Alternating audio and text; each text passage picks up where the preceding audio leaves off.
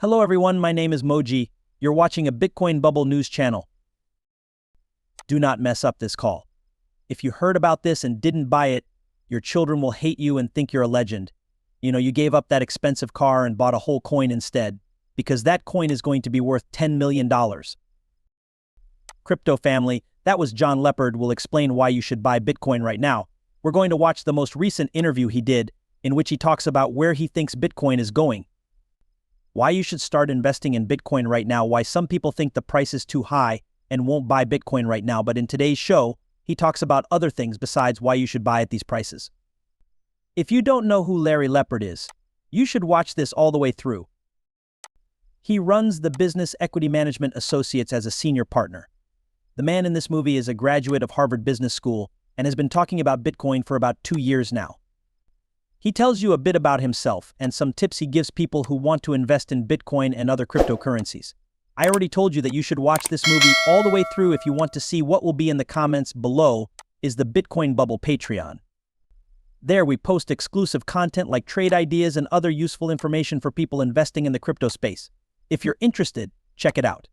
Now, let's get to today's clip.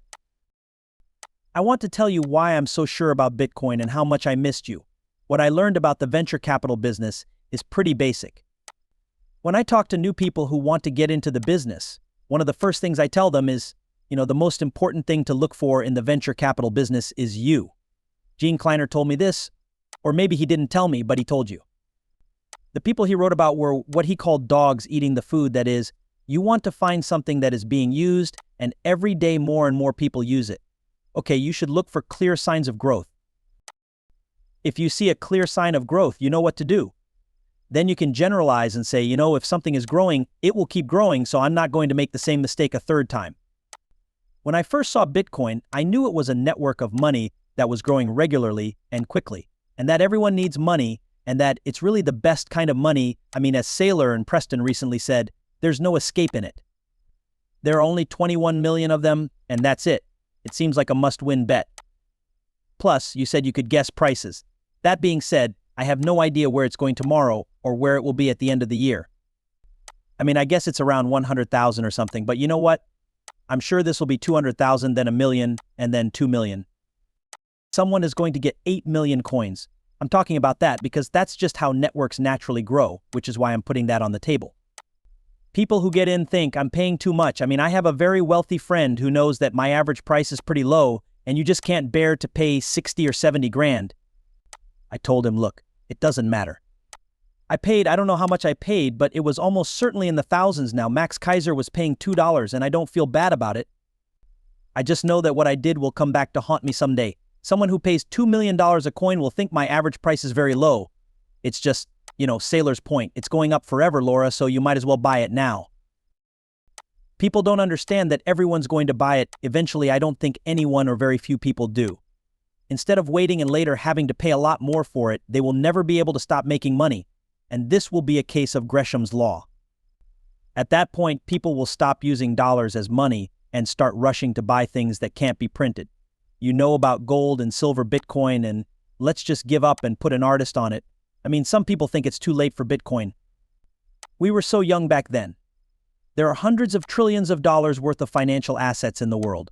For example, the world's stock markets are thought to be worth $150 trillion, and the world's bond markets are worth more than $100 trillion. Just those.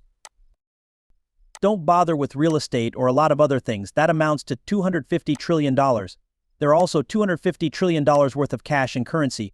Right now, all the gold in the world is worth about $13 trillion, and Bitcoin is worth about $1 trillion. Think about it. What happens when a piece of that 250 says, God, I'm getting fried here. They are going to make so many new cash units that my already small amount will become very small. It's like adding water to beer. I need to leave this place and get some money that they can't water down.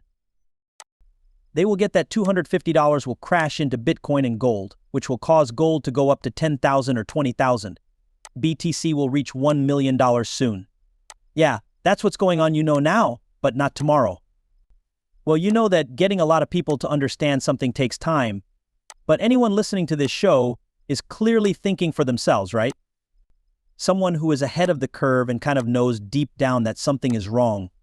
I mean, my kids know there's something wrong with the system. I mean, they're doing well in their 20s, but they can't afford a house. I mean, I could afford a house in my 20s, but not a big one. But you can afford a condo, and that's because the systems are broken. Do we know what Bitcoin will become and how it will be used? We don't know, but we do know that Bitcoin stops money from losing value. And that has been a huge problem for people for a very long time. So we just figured it out. Okay, I'll bet on that. I think that over time, free-thinking people like you and me and everyone else who has accepted Bitcoin will all look at coming to the same conclusion. You know what? This solves a problem in the basement. I need some of that works. Let's use that. Why would I ever price something in fiat money when I know that fiat money is worthless and can be diluted? I don't want to be paid back in real money, I want to be paid back in Bitcoin. So, yeah, I think it's hard for people to understand that at first, but I think once you do, there's no going back. You could see that there were problems, but you could also see that technology would solve them. I think the same is true of Bitcoin today. There are problems and layer 2 is still buggy. A fast deal is something that not everyone knows how to set up. You should know that self-custody is broken and hard to do. Also, there is a lot of scam. A lot of people are being ripped off. I mean, all of these problems are big and real, but they will all be solved because that's what people and business owners do.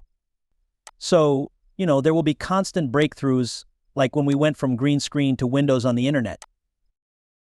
You should know that was a huge step forward. Then we switched from dial-up to internet. That was yet another huge step forward.